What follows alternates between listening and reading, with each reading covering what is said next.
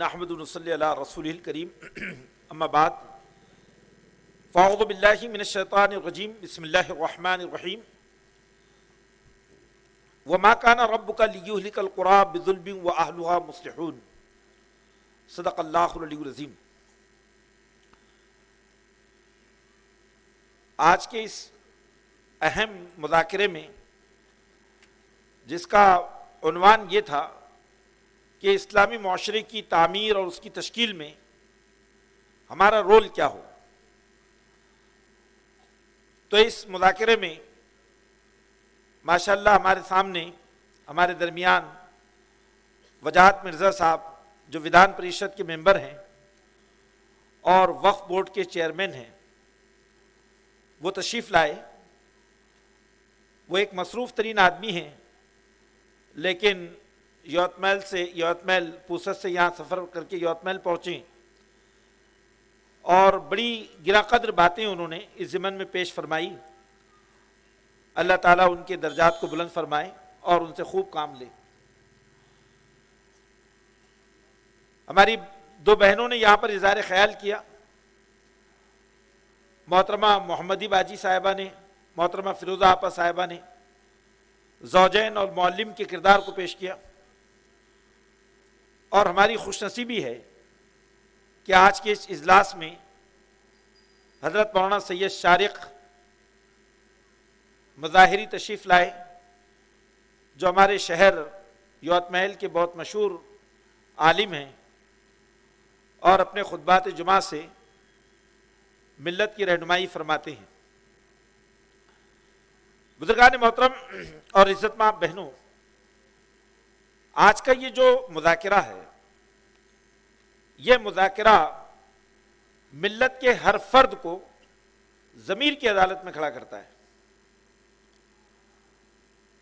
آپ جانتے ہیں کہ ملت افراد سے بنتی ہے، ملت افراد سے بنتی ہے۔ ہر فرد وہ اپنے آپ میں جواب دہ ہوتا ہے۔ اللہ کے رسول نے فرمایا ہے کہ کلکم راعین و کلکم مسئول عن رعیتہ، کہ تم میں کا ہر شخص نگہبان ہے، جواب دہ ہیں، مسئول ہیں ان تمام کے متعلق جو اس کے ماتحت ہے۔ آپ نے فرمایا ایک بادشاہ اپنی رعیت کے لیے جواب دہ ہیں، ماں باپ اپنے بچوں کے لیے جواب دہ ہیں، معلم اپنے طلبہ کے لیے جواب دہ ہیں۔ گویا کہ اللہ کے رسول صلی اللہ علیہ وسلم نے یہ بات ارشاد فرمایا کہ اسلامی معاشرہ ایک جواب دہ معاشرہ ہوتا ہے۔ اس معاشرے کے ہر فرد میں اپنے تئیں جواب دہی کا احساس ہوتا ہے۔ اسی بات کو شاعر مشرق علامہ اقبال نے یوں فرمایا کہ افراد کے ہاتھوں میں ہے اقوام کی تقدیر، افراد کے ہاتھوں میں ہے اقوام کی تقدیر، ہر فرد ہے ملت کے مقدر کا ستارہ۔ کیونکہ اگر افراد اپنے آپ کو نہیں بدلیں گے اور افراد اپنی ذمہ داریوں کو محسوس نہیں کریں گے اور یہ سمجھیں گے کہ تبدیلی کا آغاز اوپر سے ہو، تبدیلی کا آغاز اوپر سے ہو، نیچے سے تبدیلی نہیں ہوگی، تو پھر ایسی قوم کبھی بدل نہیں سکتی۔ قرآن مجید اس سلسلے میں یہ بات ارشاد فرماتا ہے کہ ان اللہ لا یغیر ما بقوم حتی یغیروا ما بانفسہم، کہ اللہ کسی بھی قوم کی حالت کو اس وقت تک نہیں بدلتا جب تک وہ قوم اپنے نفوس کو، جو اپنے اس کا جو کردار ہے، اس کا انفرادی کردار، اس کے جو احوال ہیں، اس کو بدلنے کے لیے فکر مند نہ ہو۔ اب اس سلسلے میں بنیادی بات یہ ہے کہ معاشرے کے اندر کچھ بنیادی کردار ہوتے ہیں، وہ کردار غیر محسوس طریقے سے معاشرے کے اندر اپنا اثر ڈالتے ہیں۔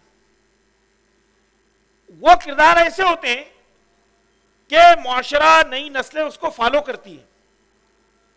اگر اس کردار کو معاشرے کے اندر صحیح ویژن نہ ملے تو معاشرہ ان ستاروں سے محروم ہو جاتا ہے جو کسی راہی کو، کسی مسافر کو منزل تک پہنچاتے ہیں۔ آپ دیکھیے سید مودودی علیہ الرحمہ نے یہ بات کہی ہے کہ معاشرے کے 3 طرح کے افراد ایسے ہوتے ہیں جو پورے معاشرے کے کلچر کو لیڈ کرتے ہیں۔ ان میں سے دولت مند لوگ ہوتے ہیں، سرمایہ دار لوگ ہوتے ہیں، ان کی ترجیحات، ان کا رہن سہن اور ان کے معمولات کہیں نہ کہیں معاشرے کے لیے سگنلز ہوتے ہیں۔ معاشرے کے تعلیم یافتہ لوگ ہیں، یہ معاشرے کے تعلیم یافتہ لوگ معاشرے کے اندر ٹرینڈ سیٹر ہوتے ہیں، یہ معاشرے کے سمجھ کو، ان کے شعور کو رخ دیتے ہیں، معاشرے کی ترجیحات کو طے کرتے ہیں۔ معاشرے کے سیاستداں، معلمین، والدین، ان کا بڑا کردار ہوتا ہے، کیونکہ ان کو دیکھ کر معاشرے کا ایک عام آدمی اپنے آپ کو بناتا ہے اور اپنے آپ کو سیٹ کرتا ہے۔ اس لیے اللہ کے رسول صلی اللہ علیہ وسلم نے یہ بات ارشاد فرمائی ہے کہ آپ نے فرمایا کہ لوگ جو ہے وہ اپنے وقت کے جو امام ہوتے ہیں، جو لوگ ہوتے ہیں، ان کو فالو کرتے ہیں۔ آئیے اس سلسلے میں چند باتیں میں آپ کی خدمت میں رکھنا چاہتا ہوں اور بہت اختصار کے ساتھ۔ پہلی بات یہ ہے کہ میں نے آپ کے سامنے گفتگو میں یہ نقطہ پیش کیا کہ ہر فرد ہے ملت کے مقدر کا ستارہ، ہر آدمی یہاں ضمیر کی عدالت میں کھڑا ہے اور وہ اپنے کردار کے تئیں خدا کے سامنے جواب دہ۔ ہم یہاں پر کیا کرتے ہیں؟ ہم یہاں ضمیر کو بیدار کرتے ہیں، لیکن اللہ کی عدالت میں ہر انسان اپنے اعمال کے ساتھ پیش ہوگا۔ ہم نے دیکھا کہ ہم نے اپنے مذاکرے کا عنوان زوجین سے کیا ہے، میاں بیوی۔ آپ جانتے ہیں کہ زوجین کا جو رشتہ ہے وہ معاشرے کا سنگ بنیاد ہوتا ہے۔ آج آپ دیکھیے کہ زوجین کے درمیان تربیت کا صحیح ماحول نہ ہونے کی وجہ سے میاں بیوی کے جو جھگڑے ہیں وہ پورے معاشرے کے اندر فساد کا سبب بن رہے ہیں، خاندان ٹوٹ رہے ہیں، انتشار کا شکار ہو رہے ہیں اور یہیں سے بے شمار خرابیاں در آ رہی ہیں۔ اگر ہم اسلامی شریعت کو دیکھیں تو اسلامی شریعت میں سب سے زیادہ جو چیز ہم کو ملتی ہے وہ خاندانی زندگی ہے۔ مغربی تہذیب کے تسلط نے آج ہمارے نوجوانوں کے درمیان جو نکاح کے مقاصد ہیں اس کو فوت کر دیا ہے۔ اب ہم اس بات کو دیکھتے ہیں کہ ہماری جو بیٹیاں ہیں وہ تعلیم یافتہ تو ضرور ہیں لیکن شعور یافتہ نہیں ہیں۔ ہماری بیٹیوں کو، ہمارے نوجوانوں کو شادی سے پہلے یہ بات نہیں معلوم ہوتی کہ بحیثیت شوہر اور بحیثیت بیوی ان کے کرنے کے کام کیا ہے۔ تو سب سے اہم ضرورت یہ بھی ہے کہ ہم شادی سے پہلے اپنی نوجوان نسلوں کی ازدواجی زندگی کے تئیں صحیح تربیت کریں۔ اور دوسری بات یہ ہے کہ شادی بھی اسلامی طریقے سے ہو، کیونکہ ہم جس چیز کو غلط نیت سے کرتے ہیں، غلط ارادے سے کرتے ہیں، اللہ اسی رخ پر اس کو ڈال دیتا ہے۔ تو بھائیو، یہ سماج کا ایک بنیادی کام ہے۔ دوسرے شادی کے بعد کی زندگی ہے۔ آج آپ جا کر دیکھیے کہ اگر آپ فیملی کورٹ کا جائزہ لیں گے تو فیملی کورٹ آپ کو برقعوں سے آباد ملے گی۔ ہماری بیٹیاں ازدواجی جھگڑوں کی وجہ سے گھروں میں بیٹھی ہوئی ہیں، ادھر شوہر والے ہیں، ادھر بیوی والے ہیں، اور وہ سب کے سب بڑی تعداد میں کہاں کھڑے ہیں؟ عدالتوں کی دہلیز پہ کھڑے ہیں، وکیلوں کے پیچھے کھڑے ہیں۔ جھگڑے کیا ہے؟ ایسے ایسے جھگڑے ہیں کہ جن کو سن کر شرم آتی ہے۔ کہیں ساس کا منفی کردار ہے، کہیں دیور کا منفی کردار ہے، کہیں نند کا منفی کردار ہے اور کہیں خود بیوی کا منفی کردار ہے۔ آخر آپ سوچیں تو صحیح کہ رسول خدا صلی اللہ علیہ وسلم کی امت جس کے پاس کیریکٹر کی حسین کہکشائیں ہیں، اس امت کے اندر ایسے کردار پائے جا رہے ہیں، ایسے جھگڑے، اللہ کی پناہ۔ اور اس کا راس اثر خاندانوں کے ٹوٹنے بکھرنے پر ہو رہا ہے. تو پوسٹ میرج یعنی شادی کے بعد ہم اپنے جو نئے شادی شدہ جوڑے ہیں ان کے مسائل کو سمجھنے کی کوشش کریں. بھائیو ایک بڑا کام ہے, یہ معمولی کام نہیں ہے.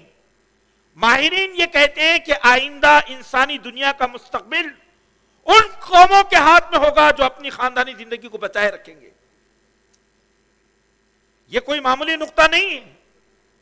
آج یہ بات دیکھی جاتی ہے کہ دنیا میں سب سے زیادہ صحت مند خاندانی زندگی الحمدللہ مسلم معاشرے کے پاس ہے. لیکن یہ خاندانی زندگی کو بچانا دراصل اسلام کے قلعوں کو بچانے کے مانند ہے. یہ ایک نقطہ ہے. دوسرا نقطہ کیا ہے؟ والدین اور معلمین کا کردار. یہ بات بڑی اہم ہے کہ والدین اپنی نسلوں کو سب کچھ دیتے ہیں. قرآن نے کہا کہ وہ کفر بھی دیتے ہیں اور ایمان بھی دیتے ہیں. اللہ کے رسول صلی اللہ علیہ وسلم نے یہ بات ارشاد جو فرمائی ہے, جس کی طرف ہماری بہن نے اشارہ کیا کہ کل مولد یولد علی الفطرہ والداہ یحودانہ ینصرانہ یمجسانہ. ہر پیدا ہونے والا بچہ اللہ کی فطرت پہ پیدا ہوتا ہے. انسان اپنے آپ میں بڑا معصوم اور بے خطا ہے. جب وہ پیدا ہوتا ہے تو قدرت اس کو ایسا بناتی ہے کہ اگر اس کی فطرت کو باقی رکھا جائے تو وہ اس کائنات کا سب سے حسین شاہکار ہے.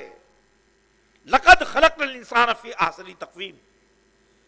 لیکن والدین جس سے اس کو سابقہ پیش آتا ہے, یہ والدین اس کی شخصیت کو شیپ دیتے ہیں. تو والدین کے سامنے سب سے اہم چیز یہ ہے کہ وہ اپنی اولاد کی تربیت کے لیے کیا کریں. بھائیو یہ نقطہ کوئی معمولی نقطہ نہیں ہے. ابھی یہ جو بات ہمارے سامنے آئی ہے کہ ہماری نسلوں میں ذہنی ارتداد پیدا ہو رہا ہے.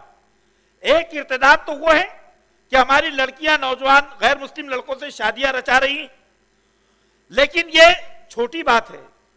اس سے بڑی بات اور ہے, ذہنی ارتداد. ہمارا نوجوان طبقہ کہ جو فراوانی اس کے پاس میں ہے, اس کے پاس میں ہر دنیا کی وسائل عیش موجود ہے, لیکن اگر اس کے پاس کوئی چیز نہیں ہے تو وہ اللہ کا ڈر, آخرت کا خوف, رسول کی سیرت اور سنت اس کے پاس نہیں ہے. اور اس کے ذمہ دار کون ہے؟ اس کے ذمہ دار ہے والدین. والدین کا کردار کیا ہے؟ دیکھیے نئی نسل کی تعمیر میں والدین کا جو کردار ہے اسلامی معاشرے کی تعمیر میں, سب سے پہلی بات تو یہ ہے کہ جو بچے ہمارے پاس موجود ہیں ان بچوں کی صحیح اعتقادی تربیت کی جائے. اعتقادی تربیت کہ ہمارے بچے وہ خدا و رسول کو سمجھیں, وہ اللہ کی معرفت کو پائیں, وہ ایمان کی شعور کو اپنے دل میں پختہ کریں. اعتقادی تربیت ہماری نسلوں کی ہونی چاہیے. دوسری چیز کیا ہے؟ ہمارے نسلوں کی روحانی تربیت ہے. روحانی تربیت یہ ہے کہ ہمارے بچے نمازوں کے پابند بنیں, ہمارے بچے روزہ رکھیں, ہمارے بچے غیبت چغلی ان چیزوں سے بچنے کے عادی ہوں, ان میں اللہ کا ڈر ہو. ہمارے بچے جنسی آوارگی سے اپنے آپ کو بچائیں. روحانی تربیت, خدا کا ڈر ان کے اندر پیدا ہو. یہ روحانی تربیت جب ہمارے بچوں میں پیدا ہوں گی تو ہمارے بچے سیدنا یوسف علیہ السلام کی طرح مصر کے محلوں میں, مصر کے محلات میں اپنے کردار کی حفاظت کریں گے, اپنے تقوی کی حفاظت کریں گے, اور کردار کی یہ حفاظت ان کو عزیز مصر کے تخت و تاج کا مالک بنا دے گی. آج دنیا کردار کو ڈھونڈ رہی ہے. آج کیا عجیب بات آئی ہے کہ کرائم ریٹس ہمارے پاس زیادہ ہو, بھکاری ہمارے پاس ہو. کیوں؟ بھائیو یہ بات ذہن نشین فرما لے, یہ کوئی معمولی بات نہیں ہے کہ اگر آج ہم نے اپنی نسلوں کی روحانی تربیت کی تو یہ دنیا جو اس وقت آوارگی کا شکار ہیں, اس دنیا کے اندر امت مسلمہ انسانیت کے لیے پناہ گاہ ثابت ہوگی. تیسری بات کیا ہے؟ ہمارے بچوں کی اخلاقی تربیت. اخلاقی تربیت کی جو بات ہے بڑی اہم بات ہے. گفتگو کیسے کریں, بڑوں کا ادب, چھوٹوں پہ شفقت اور رحم, صلہ رحمی. ہم دیکھتے ہیں رشتوں کے حقوق, یہ جو اتنی بلند چیز ہے, میں آپ کو یہ بتانا چاہتا ہوں کہ اسلام میں دراصل اخلاق ہی ہے. یہاں پر مولانا موجود ہیں کہ اللہ کے رسول نے یہ فرمایا کہ انما بعثت لیتمم مکارم الاخلاق, میں اخلاق, اعلیٰ اخلاق کی تکمیل کے لیے دنیا میں آیا ہوں. ہمارے اخلاق کیسے ہو آپ دیکھیے. آپ مسلم محلوں سے گزریے تو آپ مسلم بچوں کی ذرا باتوں کو غور سے سنیے, ان کی باتوں میں آپ کو مغلظات نظر آئیں گی, سنائی دیں گے. تو یہ جو اخلاق ہے کہ پڑوسی کے حقوق جانے, بھائی بھائی کے حقوق جانے, ایثار اور قربانی کا جذبہ ان کے اندر پیدا ہو. بھائیو, اخلاق کی جو طاقت ہے وہ اسلام کی اصل طاقت ہے. انک لعلی خلق عظیم. چوتھی چیز کیا ہے؟ اپنے بچوں کی جسمانی تربیت. بچوں کو فٹنس دیجیے. رسول خدا صلی اللہ علیہ وسلم نے مسجد نبوی کے جنوبی حصے میں بچوں کی ورزش, نوجوانوں کی فزیکل فٹنس کے لیے اہتمام فرمایا تھا. آپ ذرا سیرت کو پڑھیے. المومن القوی خیر من المومن الضعیف احب الی اللہ. ہماری بیٹیاں, ہمارے نوجوان بچے وہ ایسی غذاؤں سے بچیں جو غذائیں ان کی صحت کو تباہ کر رہی ہیں. وہ رت جگہوں سے بچیں, ان کی راتیں وہ موبائل میں اور عیش کشی میں خرچ نہ ہوں. ہمارے بچے دوڑیں, فزیکلی فٹ ہو, کیونکہ یہ بہت اہم چیز ہے. ہم جس ملک کے اندر جس چیلنج کو اپنے سامنے دیکھ رہے ہیں, اس چیلنج کا مقابلہ وہ نسلیں کریں گی جو روحانی اور فزیکل اور اخلاق کے اعتبار سے مضبوط ہوں گی. اللہ تعالیٰ نے طالوت کو, اللہ تعالیٰ نے کیوں بنی اسرائیل کا بادشاہ بنایا؟ ان اللہ اصطفاہ علیکم وزادہ بسطا فی العلم والجسم. اللہ نے اسے علم اور جسم ان دونوں چیزوں میں فوقیت عطا فرمائی تھی. اور یہ فٹنس کیوں متاثر ہو رہی ہے؟ گٹکے کا کلچر, شراب نوشی, رت جگیں اور مستقل ایسی چیزوں کو سننا, ایسی چیزوں کی سماعت جو چیزیں جنسی آوارگی اور ہیجان انگیز جذبات کو پیدا کرتی ہیں. بھائیو, یہ چیزیں, اس کا تعلق صفائی سے بھی ہے. کیسے؟ یہ ایک بڑا نقطہ ہے.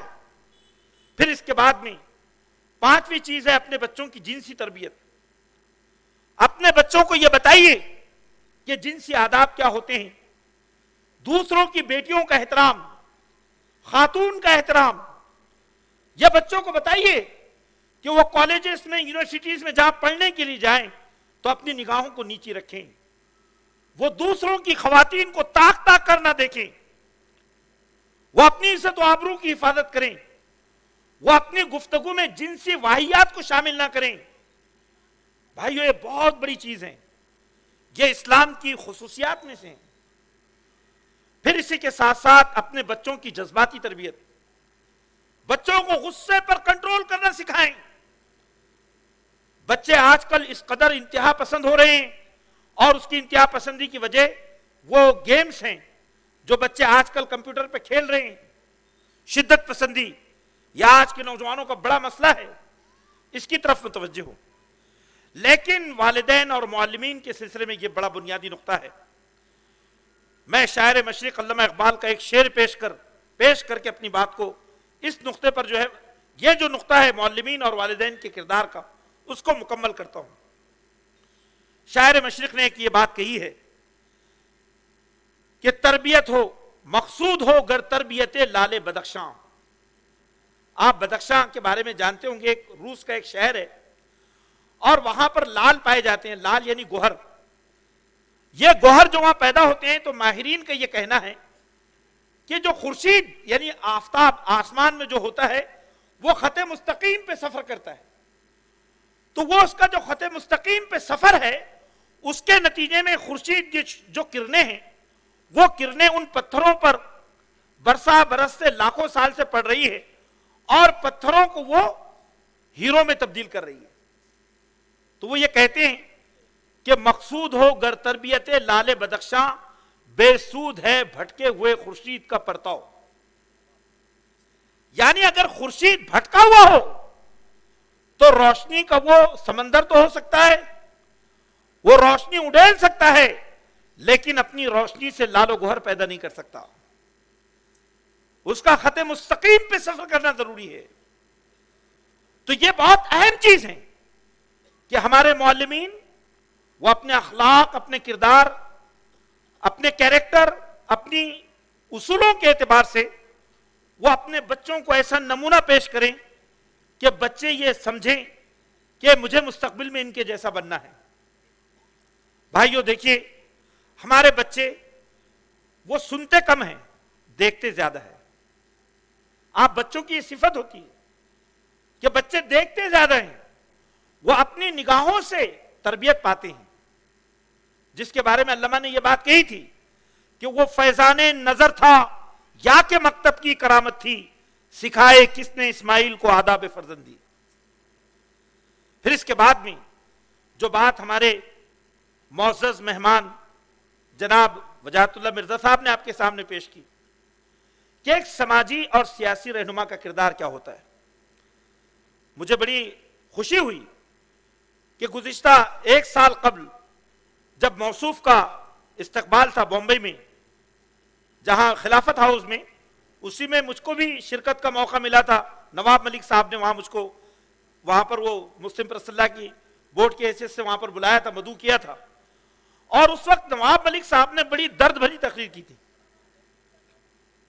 اوقاف کی پراپرٹیز کو لے کر، اور انہوں نے یہ بتایا تھا کہ یہ امت جو ہے کس قدر انتشار اور افراتفری کا شکار ہے. اور اس وقت انہوں نے یہ کہا تھا کہ ہم نے ایسے حالات میں وقف بورڈ کو سنبھالا ہے، اور وجاہت مرزا صاحب کی طرف ہم پر امید ہیں کہ انشاءاللہ وہ اس کو صحیح دشا میں لے جائیں گے. اور جو رپورٹ سامنے آئی ہے وہ بڑی ہمت افزا ہے. اگر ایسے نوجوان قائدین ملت کو ملتے ہیں تو یہ ملت میں سیاست کا بامقصد کردار ہمارے سامنے آئے گا. بھائیو دیکھیے، سیاسی رہنما کیا کردار ادا کرتے ہیں. آپ اس بات کو ملک کو دیکھ رہے ہیں، یہ ملک جو اس وقت نفرت کے بازار میں تبدیل ہو گیا ہے، ہر جگہ نفرت بک رہی ہے. اس کی وجہ کیا ہے؟ اس کی وجہ ہے سیاست دانوں کا وہ انداز. یہ بڑی اہم بات ہے کہ سیاستدان جو بولی بولتے ہیں نوجوان نسل اس کو اخذ کرتی ہے. سیاستدان جو کردار رکھتے ہیں، جیسا اگر سیاستدانوں کے اندر قول و فعل کا تضاد ہوگا تو نتیجے میں اس ملک کے شہریوں میں قول و فعل کا تضاد ہوگا. تو میں آپ سے یہ بات عرض کرنا چاہتا ہوں کہ ہمارے جو سیاسی رہنما ہیں، ماشاءاللہ اس قوم کے اندر ابھی بھی ایسے لوگ موجود ہیں جو ملت کے اندر سیاست اپنی تجارت کے لیے نہیں کرتے، بلکہ وہ سیاست کے ذریعے ملک کی اور ملت کی صحیح خدمت کرنا چاہتے ہیں. یہ ملک کبھی ایسے لوگوں سے بانجھ نہیں ہوا، یہ ملت کبھی ایسے لوگوں سے بانجھ نہیں ہوئی کہ جو اس ملت کی صرف سوداگری کریں، بلکہ اس ملت کے اندر ایسے لوگ موجود ہیں اور رہیں گے جو ملت کو صحیح خطوط پر لے جائے. ہمارے کارپوریٹرز ہیں، ہمارے کونسلرز ہیں، ہمارے ودھان سبھا کے اور ودھان پریشد کے ممبرز ہیں. ہم ہر ایک سے یہ توقع رکھیں گے کہ وہ ملت اسلامیہ کی جو قیادت ہے وہ اس طور پر انجام دیں کہ یہ ملت ملک کے لیے پروڈکٹیو ثابت ہو، اور لوگ اس بات کو محسوس کریں، یہ ملک اس بات کو محسوس کریں کہ سب سے بہترین سیاستداں اگر کسی سماج سے ملک کو ملتے ہیں تو وہ مسلمانوں سے ملتے ہیں. یہ ایک اتنی بڑی چیز ہے کہ ہمیں براڈ ویژن کے ساتھ، ایک بڑے خواب اور نظم العین کے ساتھ پورے سماج کی تشکیل کرنی ہے. یہ سماج کا ہر فرد ہمارے وجود کا حصہ ہے. یہ درد ہمارے اندر ہونا چاہیے. تو بھائیو، اسلامی معاشرہ جس کو ہم کہتے ہیں وہ معاشرہ کیا ہوتا ہے، یہ آخری نقطہ ہے جو میں آپ کے سامنے پیش کرنا چاہتا ہوں. دیکھیے، اسلامی معاشرہ دراصل وہ معاشرہ ہوتا ہے جو زمین پر خدا کی رحمت کا ظہور ہوتا ہے. اسلامی معاشرہ انسانوں کے لیے زمین پر بوجھ نہیں ہوتا، وہ بھکاری معاشرہ نہیں ہوتا، وہ معاشرہ سماج کے اندر برائیوں اور بیماریوں کو پھیلانے کا سبب نہیں بنتا، وہ معاشرہ انسانوں کا مسیحا ہوتا ہے، وہ معاشرہ انسانوں کے لیے خدا کی رحمت ہوتا ہے، وہ معاشرہ زمین میں خدا کا نمائندہ ہوتا ہے۔ وَمَا أَرْسَلْنَاكَ إِلَّا رَحْمَةً لِّلْعَالَمِينَ، اے نبی ہم نے آپ کو سارے جہانوں کے لیے رحمت بنا کر بھیجا ہے۔ تو امت مسلمہ کی یہ جو نافعیت ہے، امت مسلمہ کے اندر یہ جو خیر کا پہلو ہے، آج اس کو نمایاں کرنے کی ضرورت ہے۔ جو بات ہمارے سامنے مولانا نے جو پیش کی اور یہ جو بتایا کنتم خیر امتین کے تحت اور مختلف کرداروں کے تحت، تو میں آپ کے سامنے یہ بات عرض کرنا چاہ رہا ہوں کہ امت مسلمہ کے اندر یعنی وسیع پیمانے پر اس ویژن کو کہ یہ امت انسانوں کے درمیان دراصل مانگنے والی امت نہیں، دینے والی امت ہے۔ ہر میدان میں تجارت کا، معیشت کا، تعلیم کا، اور دیکھیے مایوس مت ہوئیے، مایوس کافر ہوتے ہیں۔ وَلَا تَيْأَسُوا مِن رَوْحِ اللَّهِ إِنَّهُ لَا يَيْأَسُ مِن رَوْحِ اللَّهِ إِلَّا الْقَوْمُ الْكَافِرُونَ۔ اللہ کی رحمت سے مایوس نہ ہو جاؤ، اللہ کی رحمت سے صرف کافر لوگ مایوس ہوتے ہیں۔ تو ایسے حالات میں ضرورت اس بات کی ہے کہ ہم سماج کے ہر طبقے کو ایڈریس کریں اور سماج کا ہر طبقہ اپنا تعمیری کردار ادا کریں۔ میاں بیوی اپنا تعمیری کردار ادا کریں، والدین اپنا تعمیری کردار ادا کریں، معلمین اور اساتذہ اپنا کردار ادا کریں، معاشرے کے تاجر اپنا کردار ادا کریں، معاشرے کے سماجی اور دینی رہنما اپنا کردار ادا کریں، اور جب یہ سارے اینگل سے معاشرہ صحیح رخ پر جائے گا تو یقین جانیے کہ یہ معاشرہ انسانوں کے لیے خدا کی رحمت ثابت ہو جائے گا۔ اور یہ ناممکن نہیں ہے بھائیو، دنیا میں سارے انسانوں کی اصلاح ناممکن ہو سکتی ہے، لیکن امت مسلمہ کی اصلاح کبھی ناممکن نہیں ہے، کیونکہ اس کے دل میں وہ ایمان ہے جس ایمان کی بنیاد پر اس کے روحانی وجود کو کبھی بھی، اخلاقی وجود کو، روحانی اور ایمانی وجود کو کبھی بھی میدان میں لایا جا سکتا ہے۔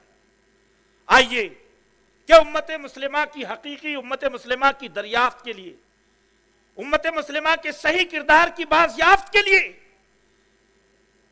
ایک نفع بخش، مفید، خدا کی رحمت اور خدا کے نمائندہ معاشرے کی بازیافت کے لیے میدان میں اتریں۔